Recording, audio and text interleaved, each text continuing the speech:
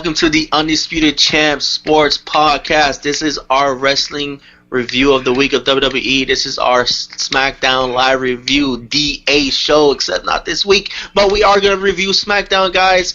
I'm joined by my co-host, Mr. The Architect, Preston Brown. What's going on? Yo, what's up, y'all? What's going on? Raw forever, baby. We in here. Oh my God! I like my shows like I like my hot dogs, raw, baby. I should have. Oh my God! Please, that sounds crazy. Please stop! Stop thinking yourself the whole. I'm joined by my Blue Brand co-host, the man of the hour, Mr. Thumbs Up Tommy. Say what's up to the people. Well, yo, what's up, everybody? It is Thumbs Up Tommy. Happy Rusev Day, and let's get it rolling. Yeah. The Blue Brand guys. Anyway, we're going to go ahead and start this off. The opening segment of the show was actually a really good segment to me. It's a very funny segment. It was not Miz TV, guys. No. It was Truth TV. Mm-hmm. So we had our Truth and Carmella in the ring hosting Truth TV with their guest Daniel Bryan. And I thought it was a really good talking segment. It was really funny. The back and forth was great. On the side note, guys, Carmella's new hair, fantastic. Carmella in leather, please wear that more. Thank you very much. And I really enjoyed while Daniel Bryan was talking. Carmella was like, Truth, we got to do it. The 7-second dance break while they're conducting the interview was just hilarious to me. It was great. And it was great seeing Carmella dance in the leather.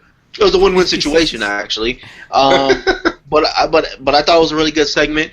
The match between The Miz and Truth was okay. It was what it was. But the segment all in all was great. Preston, what did you think? I agree. Everything you said, I agree. I don't even know what else to add to it. But the match is great. Segments are great. R-Truth is he's gold when it comes to WWE.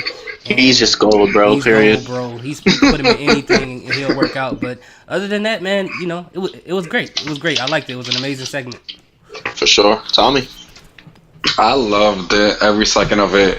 It was funny as hell, especially because when they first did that 7-second dance break, you could see it in Daniel Bryan's face. He was trying so hard not to laugh, and then what's it called? Sure.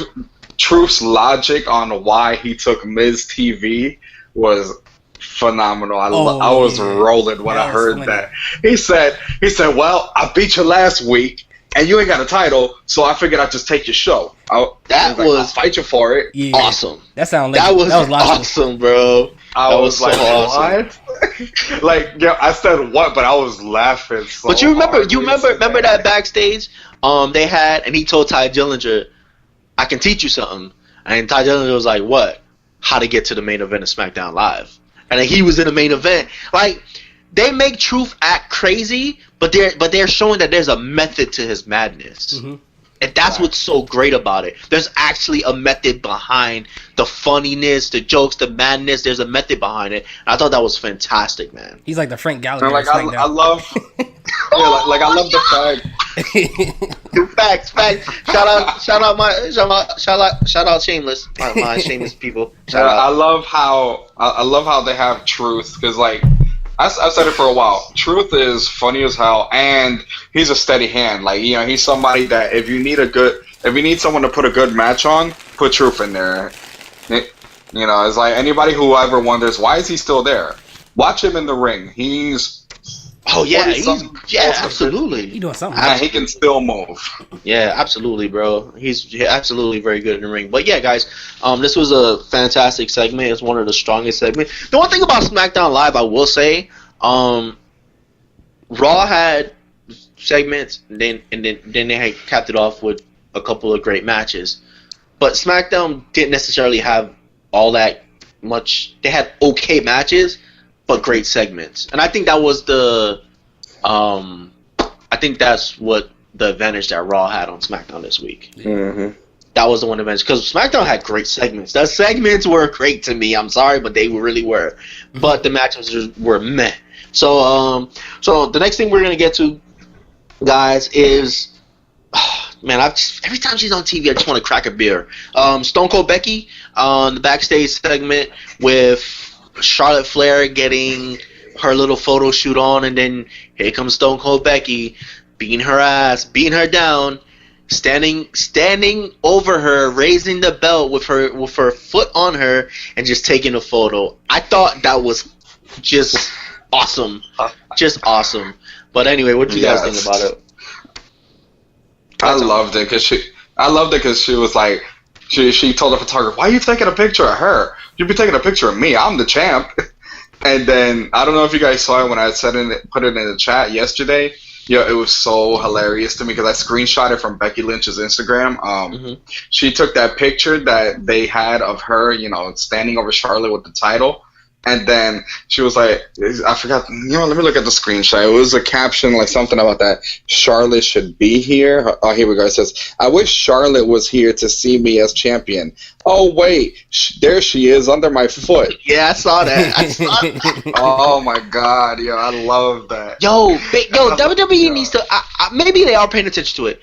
They need to pay attention to her Instagram game because that shit is money. Yeah, it is. That shit is so money. It's just like Leo Rush on Twitter.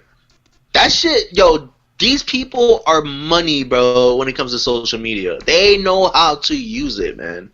Bro, it's so awesome. Even a few months ago before, Becky turned into Stone Cold Becky, when she was doing the little recap of her matches every week on her stories, that was lit. I loved it. I was so creative. It was awesome. But anyway, what did you think, Preston? I mean, I agree with both of you guys, man. If anyone had the question whether she was Stone Cold Becky, I think this pretty much showed it. And it doesn't, a lot of people wonder, is she heel, is she face? It doesn't really matter because when Stone Cold did this, he did it just because he wanted to. Yep. He beat whoever the fuck he wanted to beat down. It didn't. No one cared. Anytime she wanted to. Only thing she's missing is a 6-pack of beer, and she'll be a perfect Stone Cold. That's why I said, boy, sometimes I feel like cracking open a cold one, but I don't like beer. So anyway, so that's about it, man. Great segment.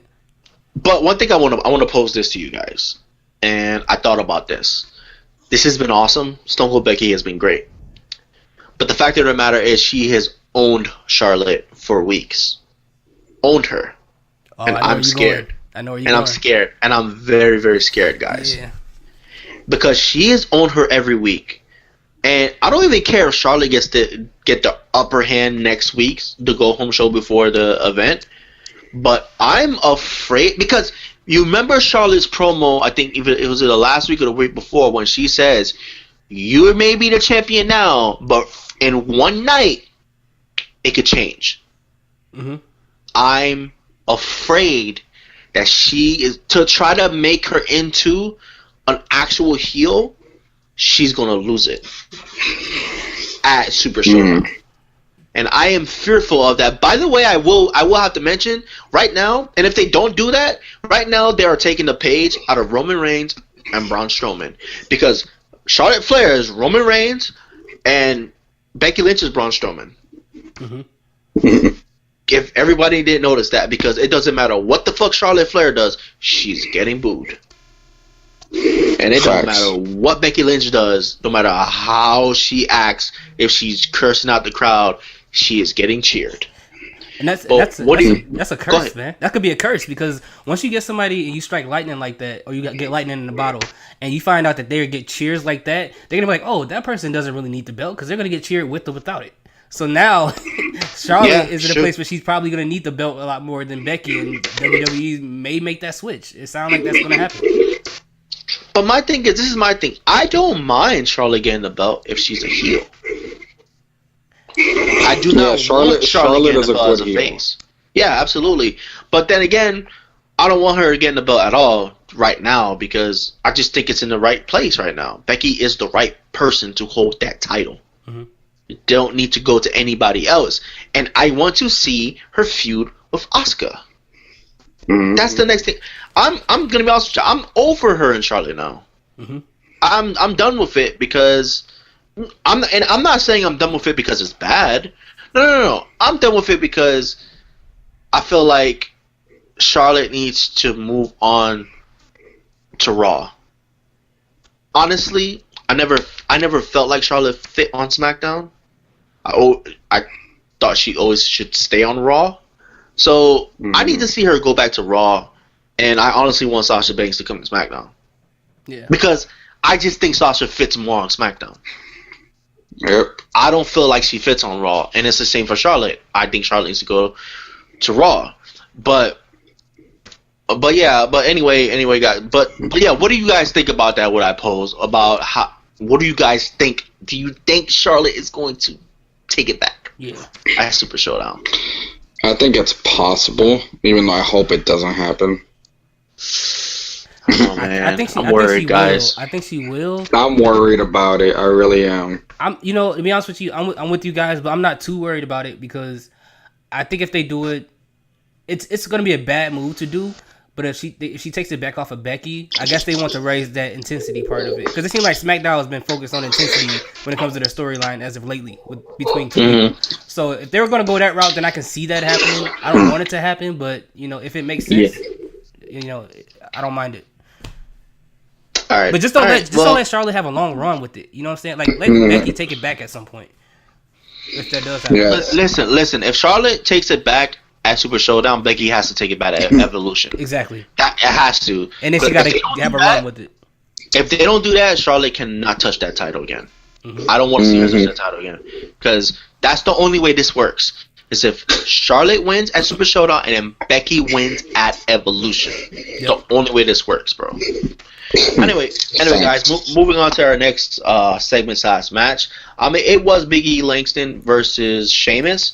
But I honestly want to talk about the back and forth before the match between the Bar and the New Day. I think it was a good talking back and forth. I think it was a good segment. The match was what it was. It was okay. Unless Sheamus is in the tag team match, he's just blah.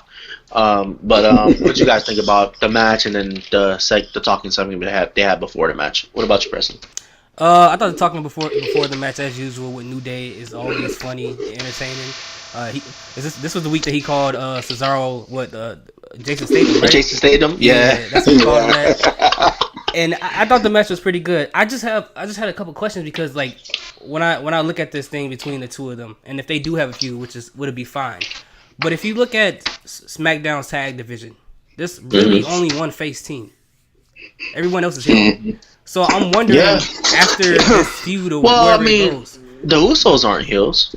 They're tweeners. They're tweeners, but other than them going back to the same let's thing, be honest.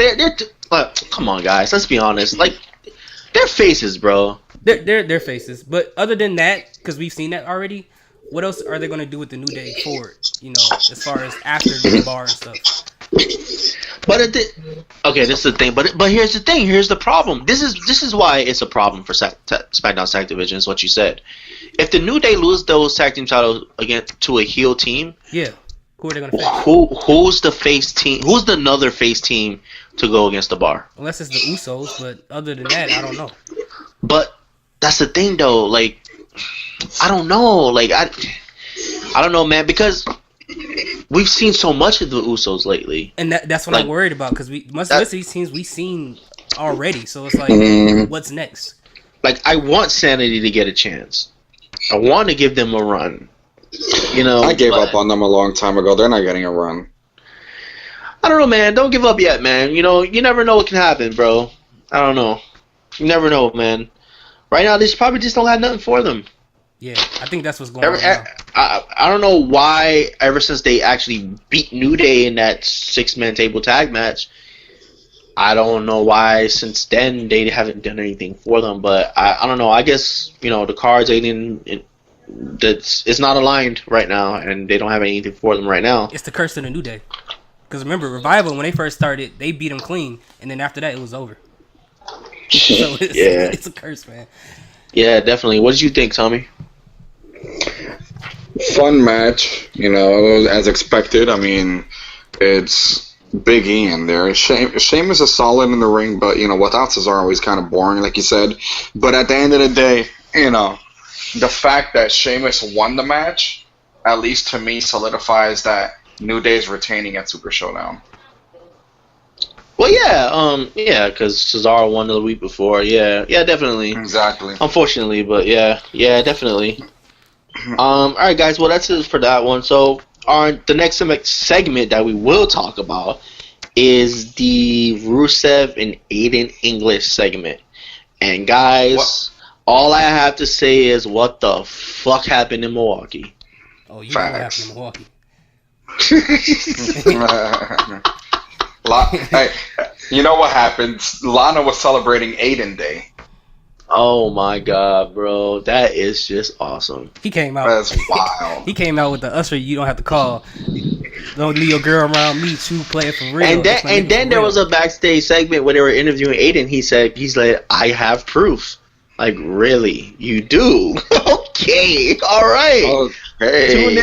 Tune in next week. Hey, Aiden from Chicago, No, bro. that. I don't leave it past him, bro. He probably did it.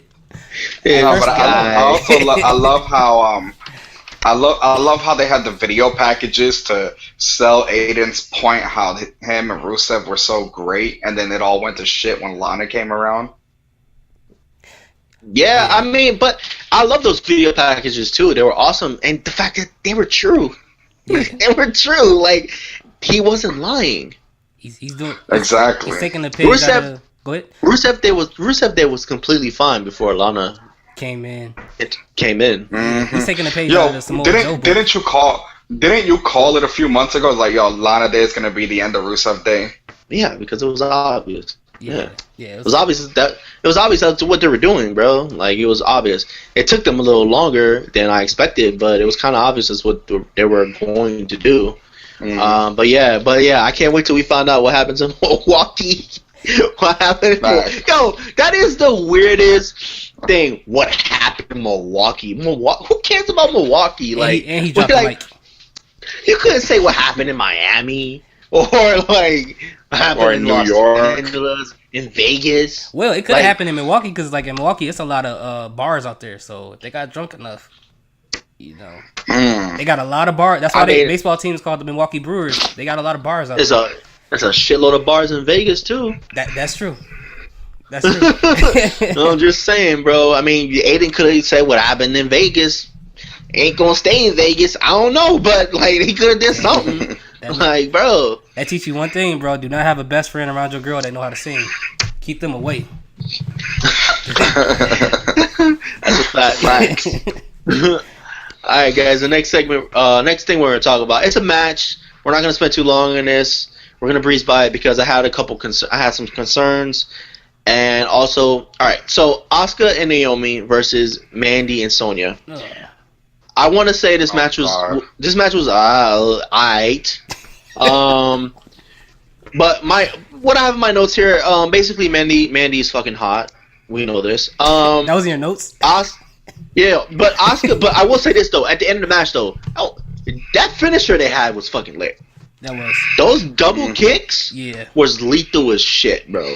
Like, that shit looked like it really hurt. It did. I was really impressed by those kicks, bro. I liked it. Yeah, that was pretty dope. And I will say this, like, if enough with the goofy Asuka shit. She's not Nakamura. Okay, she can't be funny that way. So stop with that bullshit, because that's what they're trying to do. You do notice that, right? Yeah, I do. They thought that because that shit worked for the Asian guy, we think it's gonna work for the Asian woman. No, it's not gonna work. All right, calm down with that shit. But I will say this though, Asuka. Okay, we all want Asuka to go to the women's tag for the women's title, all this and that. But Asuka and Naomi as a team, I think is pretty good. I think they can have really good chemistry. They just gotta stop all the silly shit. And I wouldn't be surprised or mad if at Evolution, Asuka and Naomi win the tag team titles. That would be interesting. I think that would be really dope. Even though I still think the Iconics are gonna win. Yeah. I still think that'd be pretty. I still think that'd be because obviously you can tell that it might come down to those two teams, Asuka and Naomi versus the Iconics. Oh yeah, the way they highlighting it. Yeah, that's the reason they had him at the announcer table. Yeah, because there's so much emphasis on them. Yeah, on those four teams, because you don't really see emphasis. Like, yeah, they have tag matches on Raw, but you don't see they're not building a type of rivalry on Raw with any women team like they are with these four. Yeah, because they put very little emphasis on Sasha and Bayley as a team. Yeah, definitely. But yeah, the match was bleh. But those are the things I want to point out. So moving on. We are going to talk about. One more thing on top of that. The whole thing with Naomi and Asuka, I'm with you. Oh my god, the Asian jokes are so bad, bro. It's so bad. Oh boy. She was like, "This your hair? Bundles? How do you know about bundles?" Oh, I'm like, come on, man. Like, you didn't have to do that. Like, we get it. Asians make bundles of hair. The Asian jokes are so bad, man. Like, they gotta try something different, bro. It's corny. The thing is, they're just going over the top with the corniness. Yeah, they are. They really are. Like Asuka, I don't feel like she has the Nakamura type personality to pull these jokes off. It just looks crazy. She just looks silly. It makes her look stupid. Like she doesn't know what's going on. Yeah, like she just looks so silly, man. They need to stop. Like, dude, honestly, just throwing this out there, these segments would work better with someone as chaotic as, say, Nikki Cross. Yeah, because Nikki would probably know how to deliver them better. Exactly. Like, Asuka's like, God bless her, but she seems like completely lost on the delivery of that. Yeah, she does. Yeah, definitely for sure. And Asuka just seems like the type that, my God, if they ever turn this woman heel, I'm gonna say this right now. If they ever turn her heel, she needs to be Shayna Baszler on the main roster. I don't want her to be anything else. She needs to kill bitches. And that's why I think they're not gonna get the title. I think she's gonna turn on Naomi. Probably would be amazing. By the way, because people like Naomi, so why not? Nah, what they should do is that they come within arm's reach of winning the titles, but then they lose, and Naomi's the one that takes the fall, and then Asuka blames it on her and just wails on her after the match. That would be amazing. I'm glad y'all thought about that. I would love that. Yes, like at this point, they have to do something with Asuka. And a heel Asuka, she's already vicious with her strikes, her submissions. Make her a heel doing those things. Mm-hmm. She's going to put more intensity into them, more viciousness into them. That would be amazing. Everything that you just said, she would amplify it tenfold if she was a heel. And have an anti-hero Becky Lynch against an actual heel Asuka. Oh my God. That's money. Mm-hmm. Like, that is gold beyond gold, guys. Like, so serious. WWE, please listen to us. We can save the shows. Yeah, we're the real creative around here. Anyway, all right. So the next segment, we're just gonna gloss over this. It is Nakamura versus Ty Dillinger. I'm with Preston. I'm annoyed. I'm really annoyed. Let this man let this man finish a fucking match, please. My God. It's getting annoying. Why does Randy Orton interfere in only his matches? It doesn't make no sense. I figured it out. Randy Orton only interferes in his matches, bro. And then afterwards, Randy Orton said, they asked him, is Ty Dillinger the one that it's your next target? No, I just don't like that 10 count crap. He hasn't been on TV enough for you to even care about it. Like, this is the first time we saw Ty Dillinger in a match in like 3 months. What are you talking about, bro? That was the most dumbest thing, bro. Like, I don't understand. I'm gonna let y'all know that it's shit like that is the reason why SmackDown was a C+ for me. I'm just gonna be honest. It was a C+. Unless they what's it called? They're trying to count house shows. I don't know.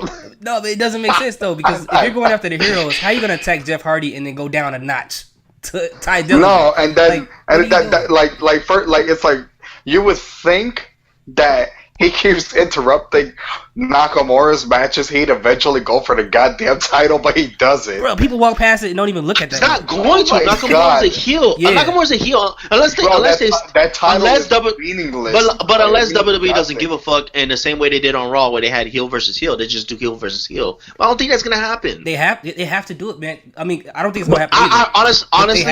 Honestly, guys, I really think they're waiting for AJ to lose the title, and AJ is going to be the next person that Randy Orton goes after. That's what I think is gonna happen. That's what I think is happening. They don't have anything for him to do right now because his next target is AJ.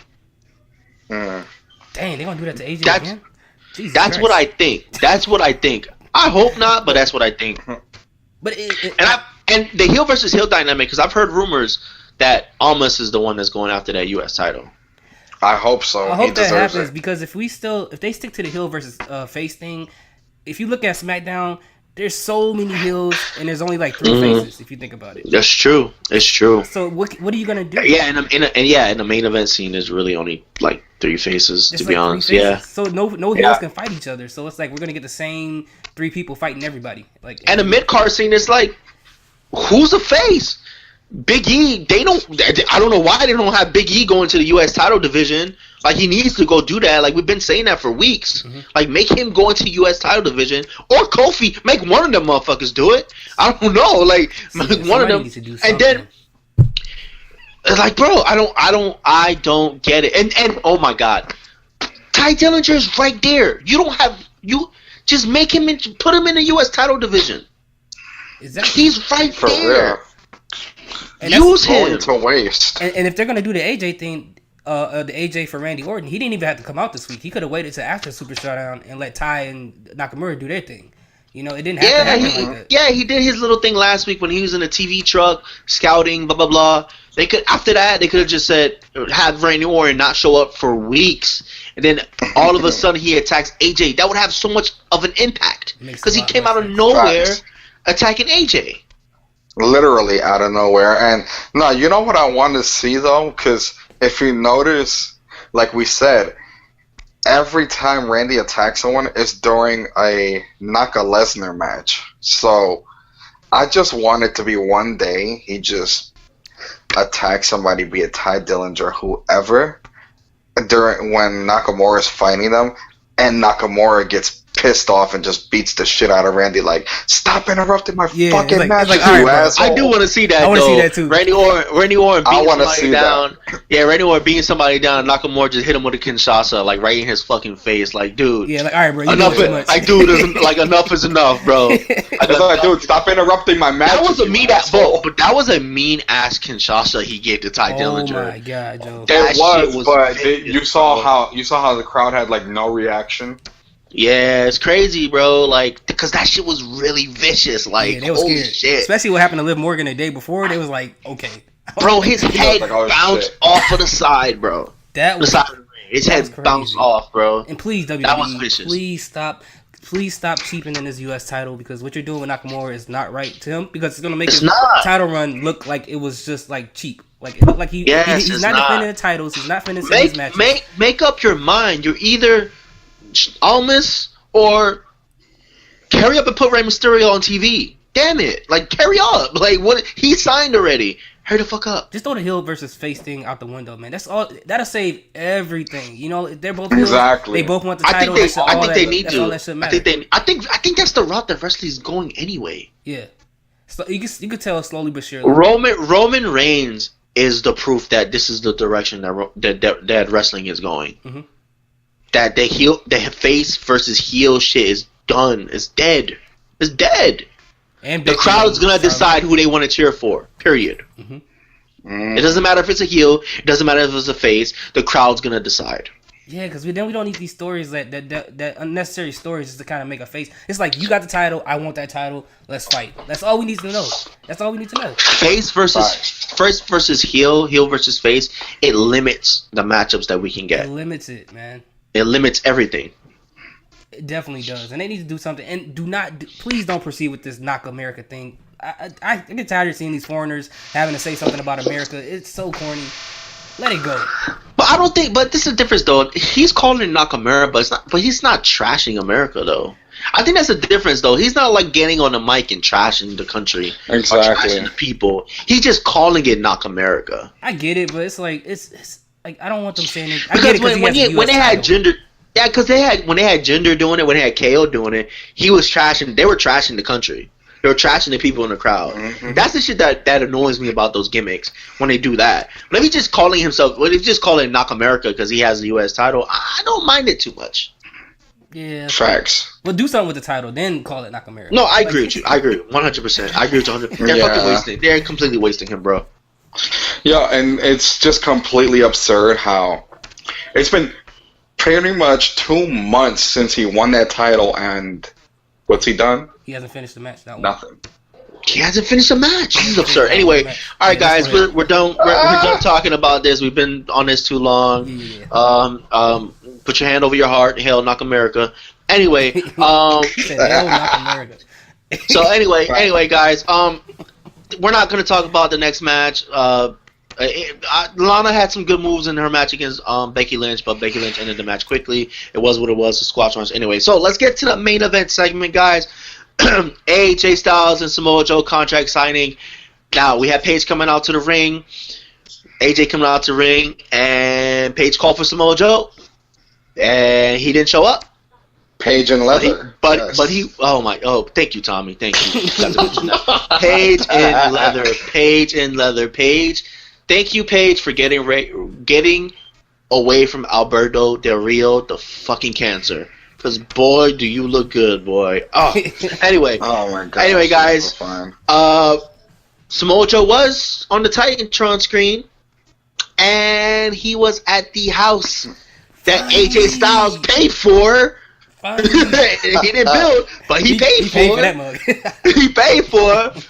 And I thought this was awesome. Preston's been calling for it for weeks. We've been waiting for it. We finally got it. Yes. Samoa Joe showing up in the house that AJ Styles paid for. Preston, I'm gonna let you go first because you've been waiting for this for weeks. Go ahead, man. Thank God. I'm so happy he actually went to that. It's funny the mailbox actually said Styles on the side of it. I thought that was really funny. That was hilarious. That's how you know it was a fake house. But anyway, you can tell it was a fake house. Only thing I would say is that I wish they would show him going inside the house. Because, like, if we think outside of kayfabe, for all we know, she wasn't even there. He could have just rang the doorbell and sat down for 5 seconds. But at the end of the day, I'm happy that he went there. I'm glad. Now it's time to take it to the next step. Samoa, you got to smash his wife. Let's do it. Because obviously, SmackDown is the brand that does not care about marriages at all. We see what Aiden English is doing. We see what Samoa Joe is doing. SmackDown is the disrespectful brand. It's the most disrespectful, sleazy brand that's the out. savage brand. Bro, man, hide your kids, hide your wives, man, because these people out here wilding. Yeah, man. Crazy. All right, Tommy, go ahead. What did you think, bro? Oh my God, yeah. Like I love this segment, despite what some people online were saying that they didn't really like it too much, but at the end of the day, it accomplished what they set out to do. Like I said, my only gripe is they should have actually showed AJ's family in there, like at least his wife and one of their kids. But that's just me nitpicking. Overall, it was good. Please, Joe, don't do that. Don't do that, Joe.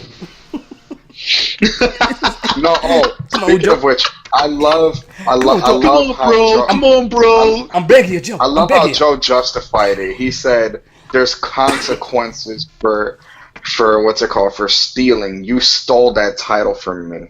Joe's just great, man. He's just great. Damn. He needs to write everybody's promos that can't cut a promo.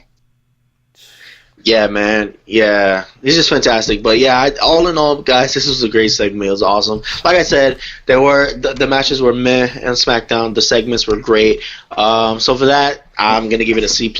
I was disappointed because SmackDown usually has at least 1 or 2 really, really good matches, and they didn't have that this week. The segments were great, but the matches were a letdown. Raw had the complete package of both, so I'm gonna give SmackDown a C. You said they had what? Anyway, I'm going to give SmackDown a C+, guys. So, Tommy, what is your grade for SmackDown? I would give it a C, flat out. All right, Preston? Dang, it's a lot of C's for the A show. I'm going to give it a C, too. All right, cool. That was our review for SmackDown Live. Preston. That was our review for SmackDown Live DA show, except for this week, guys. Tune in. We're going to go ahead and get into our NXT 205 Live review. I'm Carmine. That's Preston and Tommy. Peace. Yep.